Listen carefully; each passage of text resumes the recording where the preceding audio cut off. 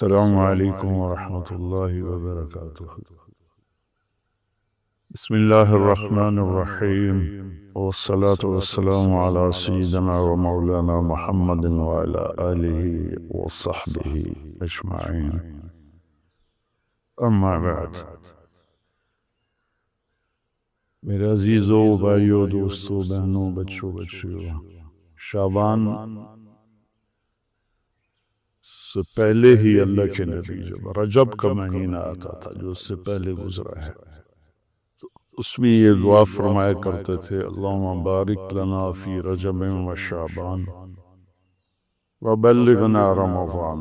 یا اللہ ہمارے رجب اور شعبان میں برکت عطا فرما اور ہمیں رمضان مبارک نصیب فرما۔ ان 2 مہینوں میں گویا آپ رمضان کی تیاری شروع فرما دیتے تھے۔ عربی زبان ایسی ہے جس میں کوئی لفظ بیکار کا نہیں ہے، بے معنی نہیں ہے۔ جس ہم کہتے ہیں چائے وائے، روٹی شوٹی، پانی وانی، کھانا شانا، تو یہ شانا وائے، یہ سارے وہ الفاظ ہیں جن کا کوئی مطلب نہیں ہے۔ عربی میں ایسا نہیں ہے، اس کے ہر لفظ کا بلکہ ہر حرف کا مطلب ہے۔ شعبان ایک مہینے کا نام ہے، لیکن شعبان کو شعبان کیوں کہتے ہیں کہ اس مہینے میں عرب چارے پانی کی تلاش میں نکلتے تھے۔ شعب کہتے ہیں متفرق ہو جانا، بکھر جانا، پھیل جانا۔ تو اس میں عرب چونکہ صحرا ہے، یہ عجب ملک اللہ نے بنایا ہے۔ یہ جزیرۃ العرب، جزیرہ نما، اس کے 3 طرف سمندر ہے۔ ایک طرف خشکی ہے جو اردن کے ساتھ، شام کے ساتھ جا کے ملتی ہے، عراق کے ساتھ، اور 3 طرف سمندر ہونے کے باوجود یہاں دریا، ایک دریا نہیں، اتنے بڑے ملک میں پاکستان سے 5 گنا بڑا ہے، ایک دریا نہیں، اور اتنی تھوڑی بارش ہوتی ہے۔ جزیرہ نما جو ملک ہوتے ہیں وہاں تو بارشیں مسلسل ہوتی اور دھڑا دھڑ ہوتی ہیں، لیکن اللہ نے یہاں کے پہاڑوں کو اس طرح سے ڈیزائن کیا ہے کہ بارش کی ہوائیں اس سے ٹکرا کے واپس ہو جاتی ہیں۔ اللہ نے اس خطے کو لک و دک صحرا بنایا۔ آج بھی صحرا ہے بہت۔ الربع الخالی، 1/4 حصہ سعودی عرب کا خالی پڑا ہوا ہے، اس کا نام ہی ہے چوتھائی خالی حصہ۔ وہاں زندگی نشو و نمائی نہیں پا سکتی۔ تو عرب کا جو جغرافیائی ایک تھا سٹرکچر، اس میں وہ کسی ایک جگہ رہ نہیں سکتے تھے۔ چند ایک شہر تھے جو آباد تھے، باقی وہ ہر وقت وہاں پانی ہے تو پورا قبیلہ وہاں چلا جاتا تھا، پھر پانی ختم ہو گیا، پھر پانی پہ لڑائی جھگڑے، پھر کسی اور جگہ پانی کا سراغ ملا وہاں چلا گیا۔ تو پانیوں اور چارے والی زمین کی تلاش کے لیے شعبان میں یہ نکلتے تھے، اور پھر آ کر اپنے سردار کو خبر دیتے کہ وہاں چارہ ہے، وہاں پانی ہے، پھر پورا قافلہ موو کر کے وہاں چلا جاتا تھا۔ اور یہ موبائل تھے خانہ بدوش، اور ان کی بستیاں، ان کے شہر خیمے ہوتے تھے۔ اور چونکہ یہ فطرت پر تھے، چونکہ کوئی وہاں ایسی چیز نہیں تھی جو ان کی فطرت کو مسخ کرے۔ جیسے میں شہری زندگی نے ہماری فطرت کو بالکل ادھورا کر کے رکھ دیا ہے۔ ہم نے آج تک چمکتا چاند نہیں دیکھا، تاروں بھری اندھیری رات نہیں دیکھی، ستاروں کی مسکراہٹ نہیں دیکھی، سورج چاند کی خوبصورت نورانی ہم نے اس کی شعائیں نہیں دیکھی، کرنیں نہیں دیکھی، تو وہ لکو تک میدان تھا۔ افلا ينظرون الى الابل کیف خلقت۔ اب اس ماحول میں رہ کر آپ اس آیت کو سمجھے۔ اونٹ ان کی سواری تھی تو اللہ فرماتا ہے اے اونٹ تو دیکھو کیسے بنا ہے، کس نے بنایا ہے۔ وَإِلَى السَّمَاءِ كَيْفَ رُفِعَتْ۔ جب تم صحرا میں سوتے اور اوپر تاروں بھری رات ہوتی ہے یا 14ویں کا چاند ہوتا ہے، یہ کس نے اوپر کھڑا کر دیا۔ وَإِلَى الْجِبَالِ كَيْفَ نُصِبَتْ۔ یہ تمہارے چاروں طرف پہاڑ ہیں کالے سیاہ، یہ کس نے کھڑے کیے، کیسے کھڑے ہو گئے۔ وَإِلَى الْأَرْضِ كَيْفَ سُطِحَتْ۔ اور یہ زمین بچھونا کیسے بن گئی، اس میں تم سفر کرتے ہو، ہم نے تمہارے لیے زمین کو سپیڑ دیا۔ تو وہ یہ کلچر تھا عرب کی بود و باش اور تہذیب کا کہ یہ موبائل رہتے تھے۔ جب ایک جگہ وسیع آباد ہوتی تھی تو جو فطرت میں ہوتا ہے نا، اس میں مزاج عشق بہت طاقتور ہوتا ہے۔ اس لیے عربی شاعری کو کوئی نہیں پہنچ سکا آج تک۔ عربی شاعری کو مزاج عشق میں، حس لطیف میں، حالانکہ وہ ان پڑھ تھے لیکن ان کا شاعر کھڑا ہوتا تھا بغیر تیاری کے 100 شعر فی البدی پڑھ دیتا تھا۔ فی البدی سے مراد ہے پہلے سے کوئی تیار نہیں کیے ہوتے تھے، بس کہتا تھا اور کہتا چلا جاتا تھا۔ تو عشق و محبت بھی عرب کا عشق زنا سے پاک تھا۔ میں نے عرب جاہلیت کی تعریف پڑھی ہے، میں پڑھ کے حیران ہو جاتا ہوں کہ کیا عجیب لوگ تھے، اور اللہ نے وہاں کسی فاتح قوم کو جانے کا موقع نہیں دیا کہ سب کہتے تھے ریت میں کیا پڑا جو ہم لیں، تو وہ محفوظ رہے، ان کی عربیت، ان کی فطرت محفوظ رہی، نہ ایرانی آ سکے، نہ اس میں رومن آ سکے، یہی اس وقت کی بڑی دو طاقتیں تھیں، نہ قبطی آ سکے جو مصر کی طاقت تھی، تو اپنی فطرت میں تھے۔ تو ان میں عشق و محبت کے جو اشعار ہیں نا، وہ ایسے ٹکڑے ٹکڑے کر کے رکھ دیتے ہیں، ترجمہ نہیں عربی۔ اگر عربی کی فہم ہو تو آدمی روئے بغیر رہ نہیں سکتا ہے۔ تو جب وہ ایک جگہ کو چھوڑتے تھے اور دوسری جگہ شفٹ ہو جاتے تھے، پھر جب وہاں سے کسی اسی قبیلے کے کسی شاعر کا گزر ہوتا تو وہ ایک دم وہاں گم ہو جاتا، پرانی بستی، پرانا منظر، خیمے اور محبوب کا آنا جانا، تو ایک دم ان کی زبان پھڑک اٹھتی تھی۔ عرب کا سب سے مشہور قصیدہ امرؤ القیس کا ہے، وہ شروع یہاں سے ہوتا ہے کہ وہ ذکر کرتا ہے ان ایام کو جن ایام میں وہ یہاں رہتے تھے، اور اسے وہ جس سے پیار کرتا تھا وہ وہاں ہوتی تھی۔ یہ تو ایک کردار ہے کہ پورے عرب میں یہ ثقافت تھی۔ تو وہ شاعر اپنا قصیدہ لکھتا ہے تو اس سے پہلے اس تصور کو لاتا ہے۔ یہ شعبان سے جڑی باتیں آپ کو بتا رہا ہوں۔ گزر ہوتا ہے بس، اب تو وہ جگہ اجاڑ ہے لیکن وہاں وہ گارے کے نشان ہیں اور کچے اینٹوں کے نشان ہیں، خیموں کے کھوٹوں کے نشان ہیں۔ تو ایک دم پیچھے اس کے جھروکے کھلتے ہیں ماضی کے، اور وہ ایک دم آواز لگاتا ہے اپنے ساتھیوں کو، کفا کفا، ارے ٹھہر جاؤ۔ تو وہ اس کے ساتھی کہتے ہیں کیوں کہ من ذکر حبیب و منزل بسقط اللواء بین الدخول فحوملی، ٹھہر جاؤ، تھوڑا سا رو لینے دو محبوب کی یاد میں، کفا ٹھہرو، نبکے من ذکر حبیب و منزل، سن لے ٹھہرو، محبوب اور محبوب کے جگہ کو دیکھ کے مجھے آنسو بہانے دو، جو سقط اللواء جو دخول اور حمل کے درمیان جگہ ہے وہاں پر میرے محبوب کی بستی تھی اور ہم یہاں رہتے تھے۔ پھر وہ آگے قصیدہ چلتا، میں ویسے اشعار سنا دیتا ہوں، ترجمہ نہیں۔ ٹھہرو کیا ہوا؟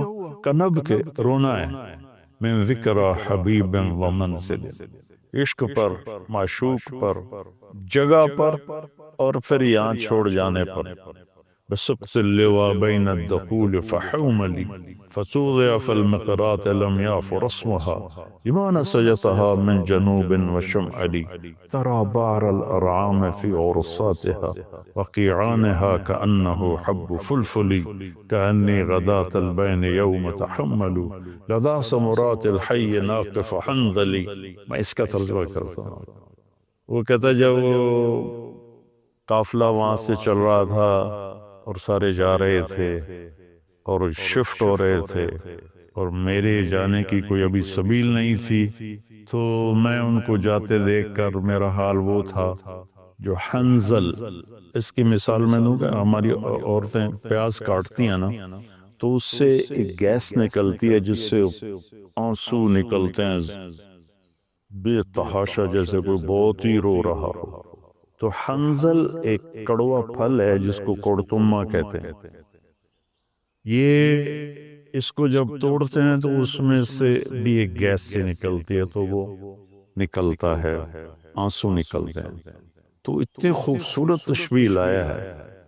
اس نے یہ نہیں کہا کہ جب وہ جا رہے تھے اور میرا میری محبوب بھی جا رہی تھی تو میں رونے لگا، نہیں، کأنی غداة البین یوم تحمل، جس صبح جدائی ہوئی اور انہوں نے رخت سفر باندھا اور چلے، لذا سمرات الحی ناقف حنظلی، مجھے یوں لگا جیسے میں کیکر کے ساتھ بکھری ہوئی حنظل کوڑتمے کی بیلوں سے کوڑتمے توڑ رہا ہوں۔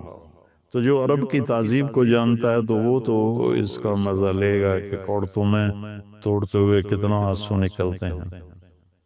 پھر وہ اس کو تھوڑا پھیلاتا ہے کہ میرے رونے پر رحم کھا کر وقوفاً بہا صحبی علی مطیہم، میرے دوستوں نے اپنی سواریوں کو لا کے کھڑا کیا۔ یقولون لا تہلک اسوں وتجملی، ارے بھائی نہ رو، صبر کر۔ اور ان پاگلوں کو کون بتاوے ان الشفاء عبرۃ محراقۃ فهل عند رسم دارس من معولی، میں انہیں یہ بتانا چاہتا ہوں کہ مجھے رونے دو، کوئی رونے والا بھی لاؤ جو میرے ساتھ روئے یا مجھے رولائے کہ میری شفا رونے میں ہے۔ ففاضت دموع العین منی صبابۃ علی النخر حتی بل الدمع محملی، بس پھر میرے آنسو ساون بھادوں کی جھڑی بن گئے اور میں اتنا رویا کہ میرے اونٹ کا پالان بھی سارا کا سارا تر ہو گیا۔ شعبان کے مناسبت سے میں نے تھوڑی آپ کو عرب کی تاریخ بتائی ہے، عرب کی تہذیب بتائی ہے، لیکن اس میں جو کہنا تھا وہ یہ تھا کہ شعبان رمضان کی تیاری ہے، شعبان رمضان کی تیاری ہے۔ تو اس میں میرے بھائیو، ہم اگر کوئی کبیرہ گناہ میں ہیں تو توبہ کریں، چھوڑنے کی کوشش کریں یہاں تک کہ رمضان تک بالکل چھوٹ جائے۔ کسی سے لڑے ہوئے ہیں تو منانے صلح کی کوشش کریں یہاں تک کہ رمضان تک صلح ہو جائے۔ کسی کا حق مارا ہوا ہے تو اس سے جا کے دینے کی طاقت ہے تو فوراً دے دیں، ورنہ معافی مانگ کے کہیں بھی میں آہستہ آہستہ ادا کر دوں گا۔ یہ رمضان سے پہلے رمضان کی تیاری، رمضان میں انٹر ہونا ہے کبیرہ گناہوں کو چھوڑ کر، لوگوں کے حق تلفی کو چھوڑ کر، گالی گلوچ کو چھوڑ کر، ظلم و ستم کو چھوڑ کر، اور رشوت، چور بازاری، کھوٹ، اس کو چھوڑ کر۔ بھائی اللہ کی قسم اٹھا کے کہتا ہوں، حرام میں کچھ نہیں رکھا، گناہوں میں کچھ نہیں رکھا، اور اللہ کی قسم اٹھا کر کہتا ہوں ساری بھلائیاں، ساری خوبیاں میرے اللہ اور اس کے رسول کی اطاعت میں ہیں۔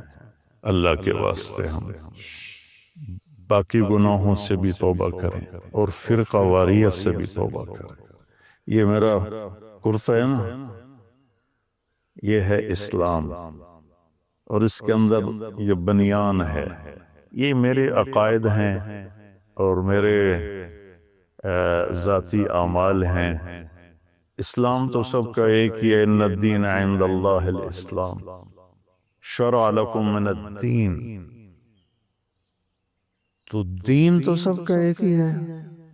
آگے چھوٹی چھوٹی باتوں پہ فرقے بن گئے ہیں، جنازے کے بعد دعا پڑھنی یا نہیں پڑھنی، اس پر ہی فرقہ بنا پڑا ہے۔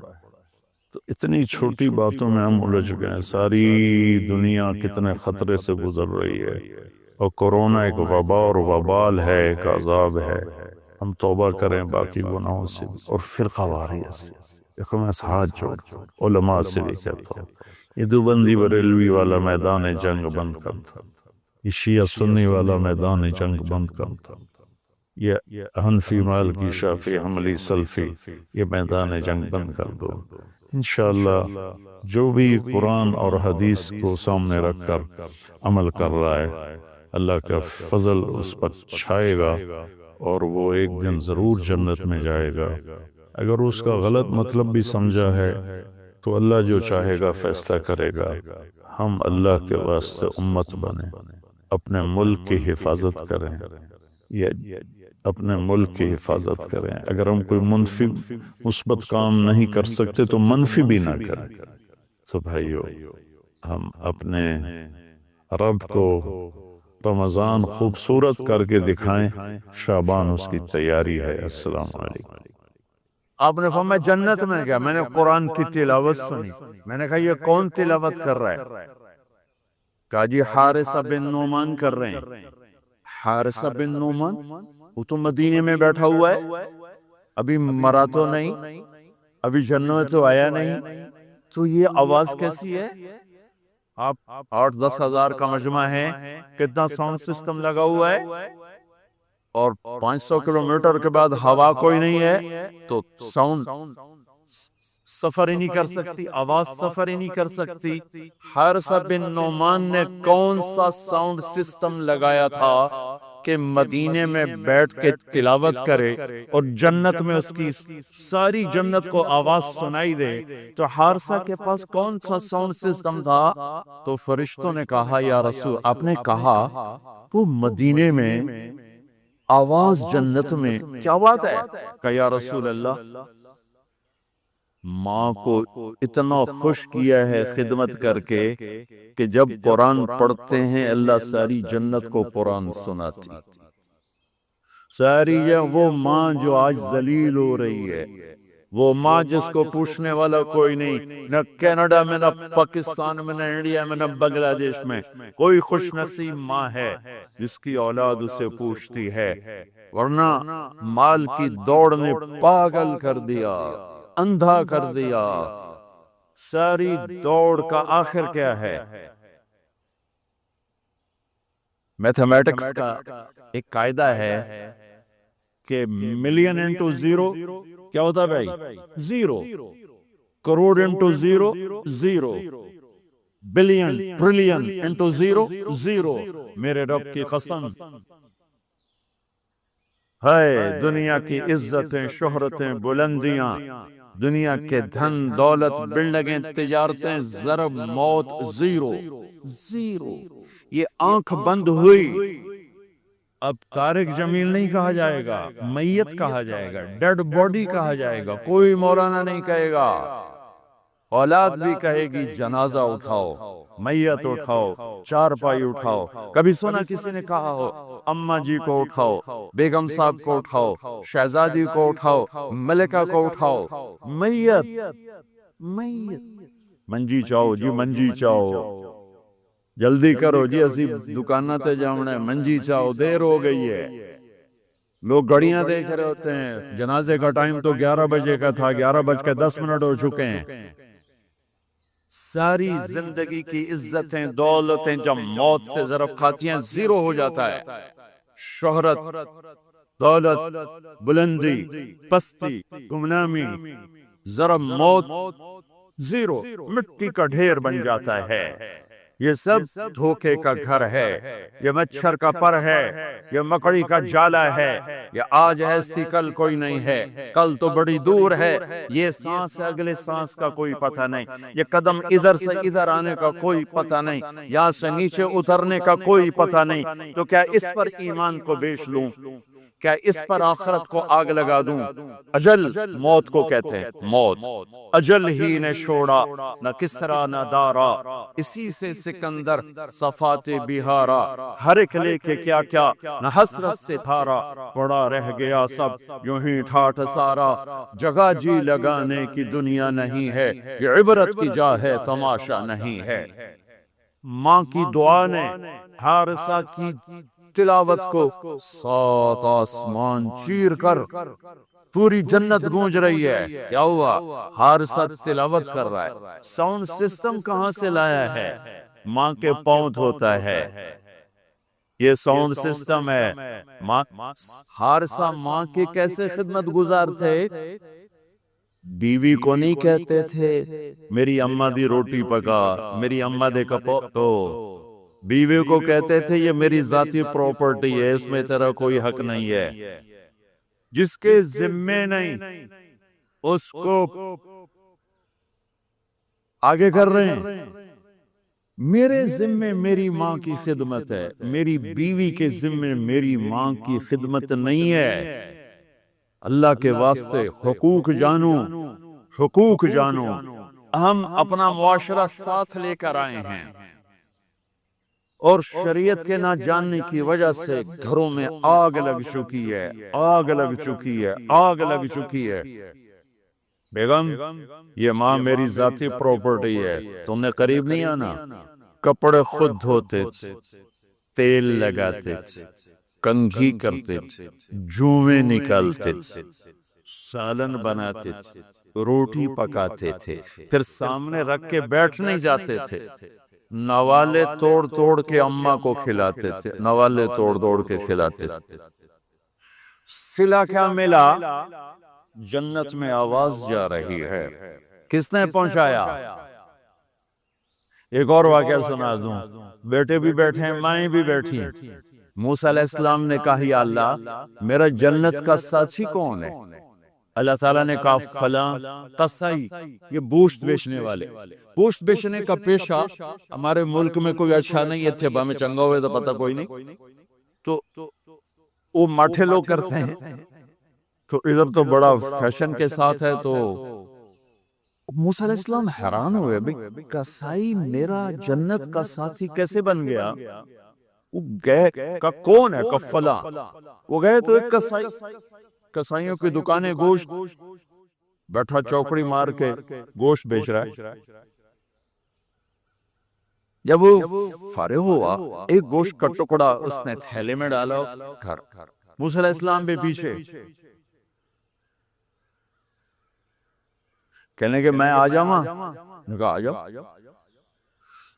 تو انہوں نے جا کے گوشت کی بوٹیاں بنا کر ہانڈی پہ چڑھایا، آٹا گوندنے بیٹھا کر اس کو نرم ہونے دیا، سالن تیار کیا، روٹی بنائی، تھالی میں پلیٹ میں سجا کر ایک بڑھیا ایسے لیٹی ہوئی ہو، اس کو کہتا ماں جی ماں جی، اس کو اٹھایا، نوالے بنا کے کھلاتا رہا، کھلاتا رہا، کھلاتا رہا۔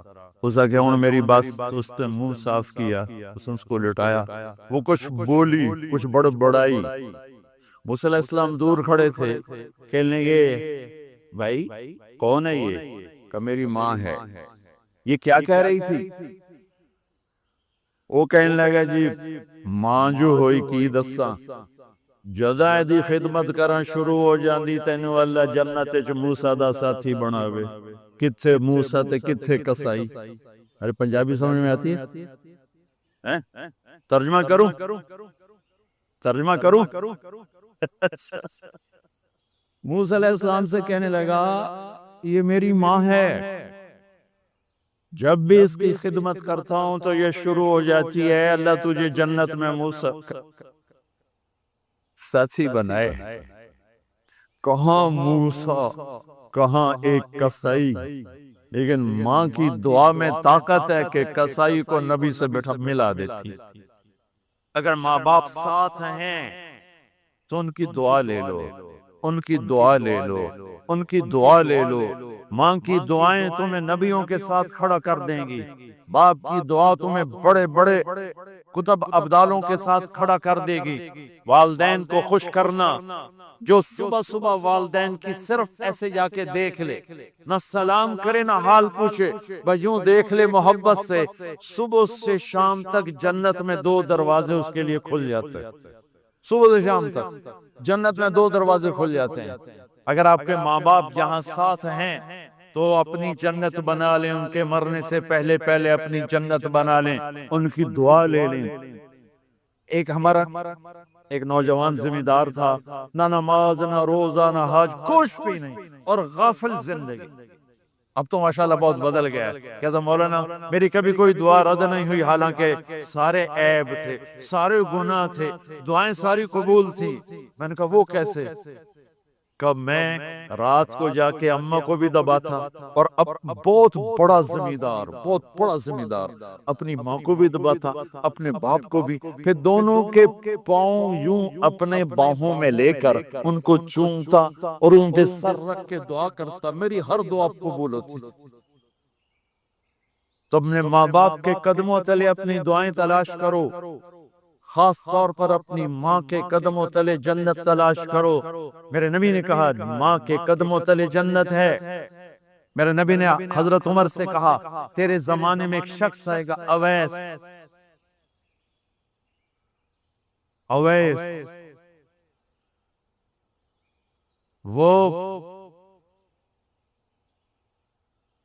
رنگ کا ہوگا کالا، قد کا ہوگا چھوٹا، اور قبیلہ ہوگا قرن۔ جب وہ آئے تو اس سے دعا کروانا، تو بھی اور علی بھی۔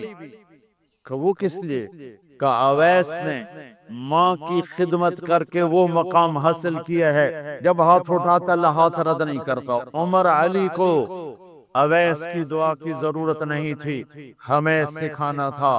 اس عمر کے زمانے میں ان کو پتا چلا کہ اویس آگے ہیں، ان کو ڈھونڈتے ڈھونڈتے پہنچے میدان عرفات میں، نفل پڑھ رہے تھے، یہ ان کے پاس بیٹھ گئے۔ انہوں نے دیکھا 2 آدمی آگئے، انہیں سلام پھیرا۔ حضرت عمر نے پوچھا کون ہو؟ کب مزدور ہوں۔ کا نام کیا ہے؟ کہ اللہ کا بندہ۔ کہہ رہے بھائی اپنا نام بتا جو تیری ماں نے رکھا ہے۔ کہ تم کون ہو؟ وہ پہلی دفعہ آئے تھے تو حضرت علی نے کہا یہ امیر المومنین عمر ہیں، میں علی ہوں۔ پھر ویسے کہا جی میں معافی چاہتا ہوں، میں آپ کو پہچانتا نہیں تھا۔ حضرت عمر نے کہا ہمارے لیے دعا کر۔ وہ رونے لگے میں آپ کے لیے دعا کروں گا؟ کہا تو کر، کہ میرے نبی مجھے کہہ کر گئے تھے عمر عمر عمر، علی علی علی، کہ اویس سے دعا کروانا۔ کیوں؟ کہ ماں کی خدمت کر کے وہ مقام پایا ہے، جب ہاتھ اٹھاتے ہیں ہاتھ واپس خالی نہیں آتے۔ پھر ایک اور حدیث سنو، میرے نبی نے فرمایا جب لوگ جنت کو چلیں گے اور اویس بھی چلیں گے تو اللہ تعالیٰ فرمائیں گے باقی چلے جاؤ، اویس رک جائے۔ تو اویس کرنی کہیں گے یا اللہ مجھے کیوں روکا؟ تو اللہ کہیں گے پیچھے دیکھو۔ وہ پیچھے دیکھیں گے، جہنمی لوگ کھڑے ہوں گے، اللہ فرمائیں گے تیری ماں کی خدمت، جہاد نہیں، نماز نہیں، روزہ نہیں، حج نہیں، زکوٰۃ نہیں، علم نہیں، ذکر نہیں، تبلیغ نہیں، تیری ماں کی خدمت۔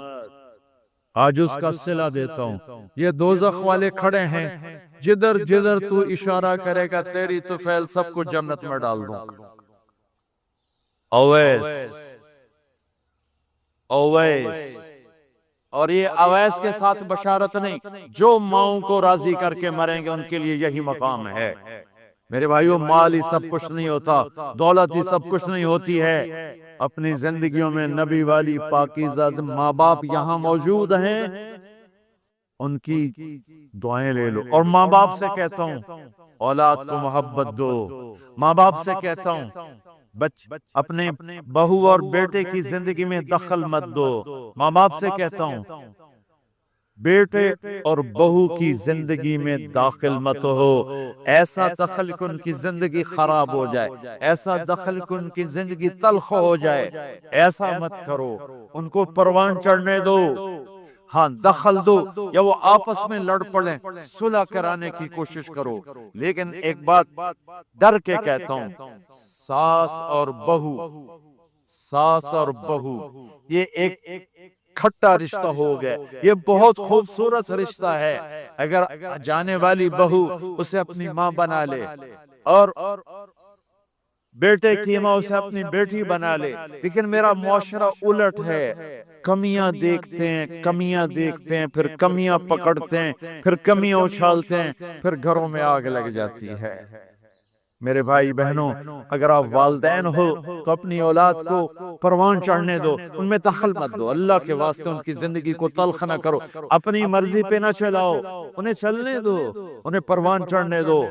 بڑے درخت کی چھاؤں کے نیچے درخت اگتا نہیں، نیا درخت، ذرا پیچھے ہٹ جاؤ، ہاں ان میں کھٹ بٹو، داخل ہو کر صلح کراؤ۔